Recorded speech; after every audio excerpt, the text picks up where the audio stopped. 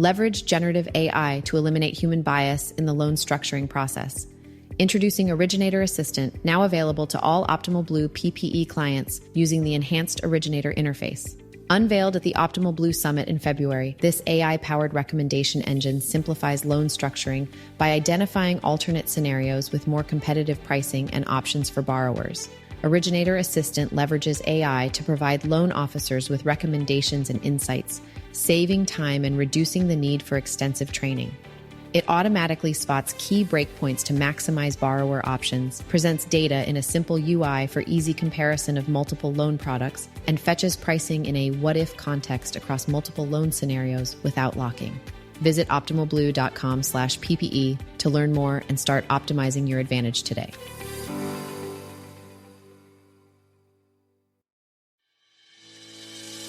Welcome to Market Advantage, the monthly podcast from Optimal Blue. Tune in for valuable insights from the Market Advantage Mortgage Data Report and in-depth conversations with industry experts. Stay competitive and optimize your advantage in the ever-evolving mortgage landscape. Welcome to this month's episode of the Market Advantage podcast. As always, I have Brennan O'Connell, Director of Data Solutions at Optimal Blue, joining me. Brennan, how are you doing today? Good. Here we are. Start of Q2, Olivia. Start of Q2. Good to be talking about April. Yeah. So what kind of rate lock activity did we see in April? Well, I think before I jump in, maybe worth mentioning we had some macroeconomic happenings that impacted the mortgage market generally. So obviously, as folks know, tariffs, Liberation Day to kick off April had fairly significant impacts on the bond market. So we had sort of a whipsaw effect with rates. Immediately, rates dropped precipitously. We dropped about an eighth, almost like overnight, and had some pretty significant rate lock volume on the refi side early in that kind of first week of April. And then leading into the second week, as quickly as we declined on rates, we sort of gained it back and then some. So rates dropped below 6.5 for the first time since October of last year in that first week. And then by the end of the second week of April, they were hovering around 6.9%. So pretty tumultuous, had material impact on the origination front in terms of borrowers and originators figuring out when should they lock, but also for those folks in the hedging side of the business, obviously this sort of volatility makes for a really difficult environment to manage pipelines. But the back half of the month, a lot more stability. There was a 90-day pause announced around the middle of the month that settled markets in, and we ended up on the rate side finishing about 10 bips above where we were at the end of March, 6.7-ish% for the benchmark OB 30-year conforming rate at the end of April. Jumbo rates ticked up about the same, 11 bips. They finished the month at 6.84. On the Govy side, FHA and VA rates climbed about the same amount, 17 and 16 bips to 6.44 and about 6.25 for VA rates. So rates, after initial drop, by and large, were kind of up and then stable in the back half of the month. Volumes were up. So I think we picked up, again, some just sort of natural tailwinds here. Spring purchase market, we're really kind of in full swing now. So month over month, we were up 3.2% overall. Purchase locks were up 7%. The year over year numbers have been sticky, as we've talked about for the first quarter. Unfortunately, that trend continued. So on a year-over-year basis, purchase lock volume was down 5%. And if you look at just lock counts, which removes the impact of growing loan amounts year over year, we were actually down 7%. So just still waiting on that purchase market floor and the ensuing rebound. On the refi side, not really any surprises. With a higher rate environment, we saw declines in terms of volumes on the refi side. Rate term volumes fell 15% from March, and cash outs dropped 3%. That total share of refinance volume, total production went from 25 down to 21%. So kind of expected. Purchase volumes are up, seasonal tailwinds. Rates cause refi volumes to shrink a little bit. In terms of production mix, we've had this story of kind of like growing non-agency. business. That non-agency gave up a little bit of share this month. So kind of moving the other direction, about 0.5% of market share given up on the non-agency side. And FHA was the primary beneficiary there, picking up about 0.5%. So let's see, we finished the month, conventional side, conforming share was 51%, non-agency was just a bit above 16%. And in the Govy space, FHA is sitting around 20%, VA is about 12%. So again, kind of normal. We've seen this now a few different times. As rates go up, there is sort of a decline in the non-agency space, which is going to be larger loan amounts. It's going to be more rate sensitive. The refi share drops for those folks. And then you just see kind of like this FHA purchase, FHA and VA, but FHA in particular, purchase market take up some of the share. So not totally unexpected there. And then the only other note I'd make is that we did see, it kind of goes back to this last point. We saw average loan amount decrease from 392,000 down to 387.5, and home purchase prices fell from 486, roughly 487,000 down to 483.5. So declines, a little bit smaller loans, more FHA lending, tougher rate environment. Not really unexpected given some of the market dynamics there. So that was sort of the highlights. I don't think there was any real big movements other than the kind of front half of the month macroeconomic activity that we saw. Thanks, Brennan. It's time to welcome this month's guest. We have Erin Wester. She's Chief Product Officer at Optimal Blue. And we are so excited to have Erin, not only because we have a lot of really exciting product announcements happening at Optimal Blue this month, but also because she is such a wealth of knowledge when it comes to product management. And we wanted to pick her brain on some of the things the average person maybe wouldn't know about this field. So Erin, welcome to the Market Advantage. Happy to be here. Thanks for having me. So just give us like the 101 spiel. What is a day in the life like for Erin Wester and her team? Oh man, well my team gets all the credit there. They're the ones out there doing the actual work. Product management, kind of in a nutshell, we like to joke, at least in our team here at Optimal Blue, that it's chaos coordination. But really what it is just taking in different perspectives of course, first and foremost, our customers, our prospects, our employees, our fellow coworkers who work hand in hand with our customers every day, and taking in all of that information, organizing it, prioritizing it, and then crafting an innovative roadmap out of all of those different perspectives. It's kind of what it is in a nutshell, but it's a lot of different perspectives, a lot of different sifting that you need to do, fact-finding, investigation, and then a lot of organization, making sure that that's put out in a proper way that can be delivered and worked closely with our R&D department to then start the fun stuff, start actually building and creating off of all of that different data that we've collected.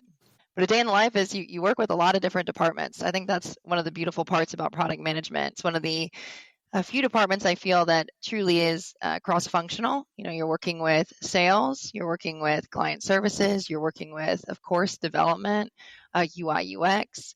You're working with executive stakeholders. It really does give you a very wide lens into every aspect of the organization, because that's what makes good product management, listening to every facet that makes the engine go. Erin, you hit on listening a couple of times, and I maybe want to double click on it. From your perspective, you're obviously listening to your team, you're listening to outside voices, and then you're probably listening to your own voices in your head about what is like the next thing we need to work on. How do we prioritize a laundry list of updates that all could be worked on simultaneously? How do you think about, I guess the first question is, how do you think about that process of listening and then synthesizing that into a product roadmap, which is really returning the best ROI for our clients in terms of getting them the most important functionality the soonest?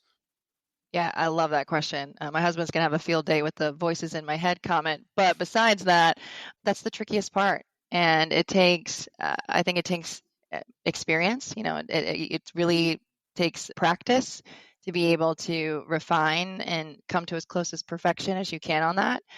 it is a lot of different voices that go into making the roadmap.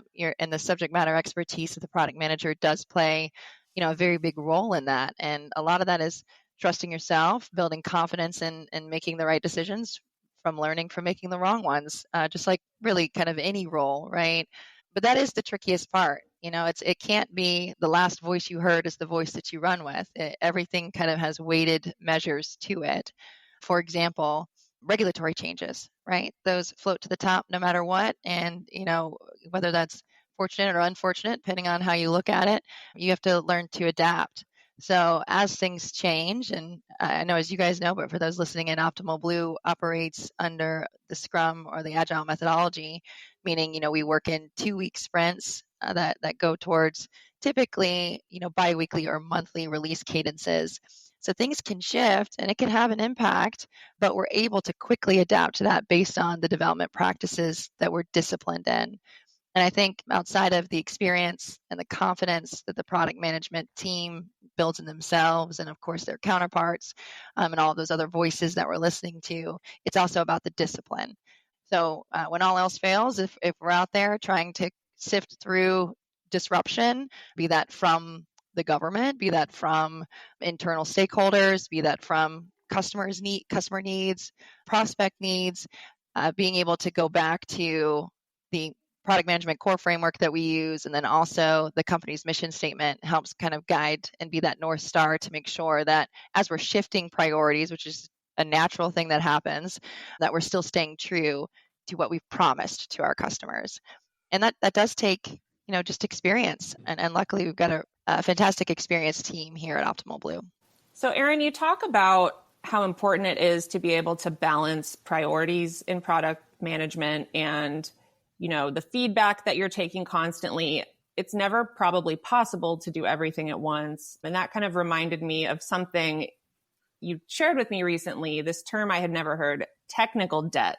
And I would love if you could explain what that is and why it's a huge part of what you and your team do. Yeah, absolutely. So wish we could do all things at once. That once somebody cracks the code there, we're onward and upward. Yeah, technical debt, it's an interesting term. I think a lot of people feel like it's a 4-letter word when it really isn't. Technical debt is something every technology provider incurs when their software is 24 hours old. Technical debt is just a natural part of the life cycle as you continue to develop and iterate your code base. Everyone's got it. How you manage it, how you prioritize evolving your technical debt is another one of those kind of like discipline practices that you definitely want to incorporate into your product planning life cycle. And it's not a bad thing. It's just, something's been deployed and then it just needs tender loving care as it continues to grow. And that same thing's true with your code base. We are very disciplined about that at Optimal Blue, supporting the large number of customers that we support. We have to be, because that technical debt becomes a part of the core framework. That's, again, true for every technology provider. How you handle, how you manage to it is, what makes different companies behave differently than others. And it's, something we take very seriously. We have an amazing enterprise architecture team that reports through our CTO or CBER. And that's a lot of things that they think about each night, as well as the product management team, making sure we have a very good balance of continuing to deliver innovative items to our customers, to our prospects, while also making sure that our core framework is continually being elevated with the feature sets that we continue to bring in. It's insightful, Erin. It's one of those things that it's like how the sausage is made that the average consumer of technology might not necessarily know. Do you have any other tidbits, 1 or 2 other items that you'd say, whether it be folks that use the Optimal Blue system, a lot of our listeners are clients, or folks who use tech in general, which is presumably all of us? Olivia would suggest that I don't use it enough, and I still operate like I'm, was born several decades earlier than I was. But be that as it may, I do use some technology. What should all of us who are consumers of technology, what are some things that we don't know about how the sausage is made that you think we should know? I would not be afraid to ask. I think it's a great question that we get in due diligence from some customers. I wish more customers asked. And it's, how do you manage your development lifecycle? And it's not just 2-week sprints, like I mentioned before. That's kind of like the surface level answer. It's important. It's a building block of that answer. But I think you, as a consumer of technology from any third party provider, you would want to understand what their practice is selfishly from a user perspective, right? On if I have feedback that I would like to see incorporated in the roadmap, how does that process work? So fundamentally, who do I talk to? How can I communicate that? How do I get status updates on that? How do I understand the weights and the measurements that you put on when deciding what features are next up in the priority list? And another thing that I think would be helpful for that from a end user perspective, Brennan, like you mentioned, is just transparency. It's one thing to ask and understand all of that at time of, initial engagement with a third party technology provider, but that provider should constantly be meeting with you to be able to ensure that you understand, as they're marching towards that North Star, how are they continuing to evolve? And that shouldn't take the customer reaching out and asking. That should be a proactive measure that the technology provider presents to you at some regular cadence, ideally once a quarter. So, here's what they're working on. Here's what I'm working on. How do my business needs, the provider's plans converge? And so I think that's a very critical part that every consumer of technology deserves to have, and their providers should be giving them. Yeah, certainly the technology becomes critical to some business process. As you described, it's almost a requirement that they would know what was coming so that they can plan and adjust and sort of anticipate how their business processes are going to change or hopefully improve, right, with the innovations that are coming along. We had been doing that informally in perpetuity. We've always done it that way. And now we're doing it more formally, right? Could you dig in on how Optimal Blue has sort of changed? It's probably a slight change, but how we've changed to communicate our roadmap in a very formal, transparent way, just really over the last 6 months to a year? Absolutely. So totally agree, right? We've been doing that more informally, and now we've added discipline and rigor to that to ensure that we're doing what's best for our customers at least from Optimal Blue's perspective, an auditable cadence, right? Making sure that we're meeting with our customers quarterly. It's one of the primary responsibilities of our new client success team that launched last year, where their client success manager and the business relationship manager work closely with our customers to schedule these meetings to do just that. We're extremely transparent on what we're working on. We have nothing to hide because we are confident and excited about what we're bringing to the market. And we feel our customers feel the same way. And that's what we're hearing after being able to sit into a few of those meetings myself. But, as we mentioned before, if things change or we need to adapt or a customer doesn't see something they wish was on the roadmap, we take that back and we figure out how to make that work. Another one of those core principles, along with the transparency and making sure everyone knows where Optimal Blue is marching towards. Also being able to take in that feedback, adapt to it, and just no longer saying no, right? It's not, hey, we can't do that right now. This is a great idea, and if this is strategic to the core principles of your business, then we will figure out how to get it done. And it's just a matter of when we can get that done. And we have those conversations with our customers. Hopefully they feel heard. We have a better understanding of what and why and how that's important to their organization, because understanding those core components help us ensure that we're building the best software solution to meet their needs. And those meetings have just been so beneficial, hopefully not only for our customers, but also for us, because we're able to see, what are you using heavily? What are you not using? Here's what we're working on. Does this fit your needs? If not, where are the gaps? That's really kind of the foundation of roadmap building, understanding all of those answers. I would love to hear more about delivering on the roadmap. So we're talking about the transparency on the front end. I know a lot of us who have consumed SaaS technology, something's on the roadmap, but it never comes to fruition with different providers we've worked with. How do you, as Chief Product Officer, leading a team of product managers, ensure you're delivering things on time as promised to our customers? It's amazing the motivation people get when you put something on paper and out in front of people. It's dual purpose, it's dual served, right? It's transparency to our customers and it's accountability internally. The moment we commit to something, and Joe Tyrell has a famous saying for those in the product org here at Optimal Blue, which is you've got a quarter wiggle room and none else. And luckily, in the past, call it 8 months and change that we've been doing this more formally, we haven't missed a deadline. And it's a lot of pride goes into that on the product and the R&D side, right? It's a two-headed dragon. We work together to help bring the vision to life and dream up the things that we would like to have. And then the development team, they're the creators. They make it happen, and they actually get to do the actual building of those visions or of those ideals.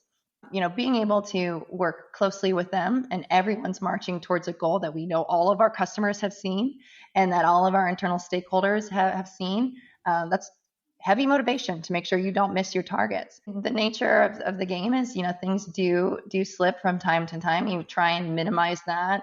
And there's a term in Scrum methodology called a retro. So if something were to happen, you have a retro, and you have retros all along the life cycle as well. But just in relation to this question, you'd have a retro on that. Why did we miss? What were the external factors? What were the internal factors? What can we put in place to ensure that doesn't happen again? No one's perfect, but everyone can strive to learn from making sure you don't repeat mistakes of the past. And the Scrum process really helps with that. But so far, we're hitting the targets and we're on mark. And but yeah, I think it's a lot of pride and ownership over the roadmap. And a good PM will do everything they can to make sure that we deliver what we can on time. And there's lots of levers to pull there. There's scope you could cut. There's beta rollouts that you could run early to make sure that your features are landing the way that you intended them to land. So there's a lot of different tools in the product manager tool belt that help ensure that success. And I think that's another area that we've really excelled at here at Optimal Blue with the great team of product management staff members that we've got on deck across all of our product lines. You mentioned beta testing. I was not planning to ask this, but I can't help myself. How do you decide when to do a beta testing period and when not to? Oh, very good question. I wish that one was as black and white as I could put a rubric around. Some of that is very straightforward. If we have a brand new feature that is workflow related, that's an easy one to say, yep, this makes sense to do a beta process on. And that's not the first time customers are engaged, right? At Optimal Blue, we also have a team of UI UX experts that are absolutely phenomenal. And we have a research panel that our customers can sign up for. So my favorite type of customer is ones who want to be a part of every part of the product management lifecycle of delivering an item. And it starts at that research panel. So they can actually receive surveys from our UI UX team. They can receive interactive mockups. So we can get feedback very early on in the process to make sure that we're building something that works for their customers, works for their business, works for their workflows. That's critical, hypercritical, to be able to make sure that we hit the mark early on. Because then as we build and develop, when we hit beta, they have some background on what this feature actually provides, and then can give us even more refined feedback. So new features, Olivia, is certainly like earmarked for beta.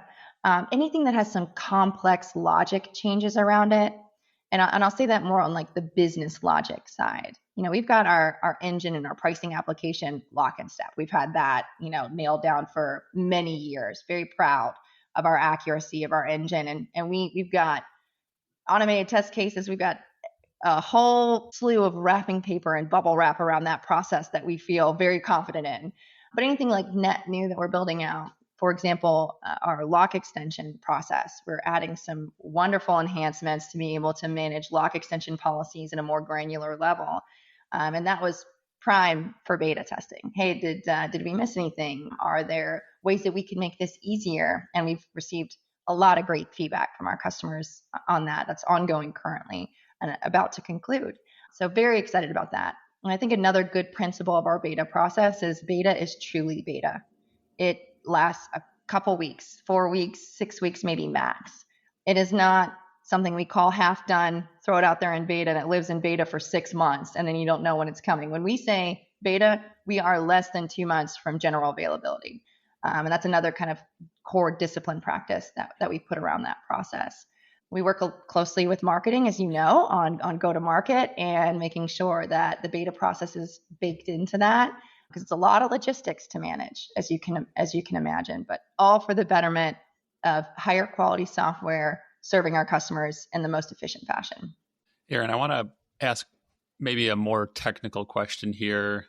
We've talked a lot about the kind of business logic and the consumability from a user's perspective, but how about more on the like the infrastructure side of operating the industry's largest pricing engine? Obviously, we benefit on the data side. We can see that we're processing over a third of all transactions across the industry, but that doesn't happen by accident. And there's a lot of questions that go much further than user interface related to scalability, security. And then I guess, those are maybe more general for technology.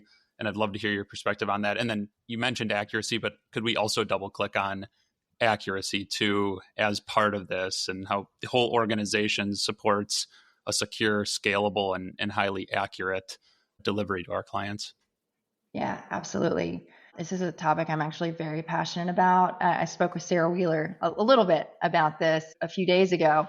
This is something I wish everybody kind of had a really good understanding of.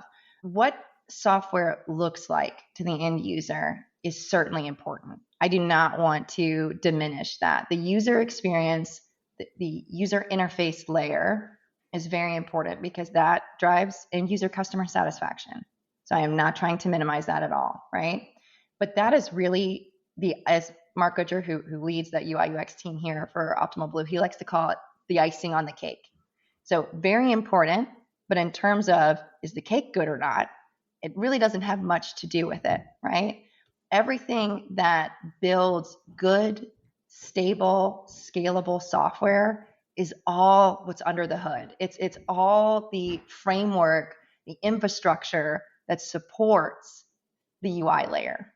It supports all of the microservices that make the engine run. It supports the APIs that run through the veins of our platform. And that is something that no one can speak for on behalf of another provider. That is something that the provider needs to show you evidence of. Oh, we're in the cloud? Okay, let me get you my SOC audit. I can show you how and where we host everything. I can show you the investments that we've made on geo redundancy to ensure uptime. I can show you the investments we've made on auto scaling and making sure that as the market changes and the interaction or the volume on the platform changes, how dynamically we're able to react to that.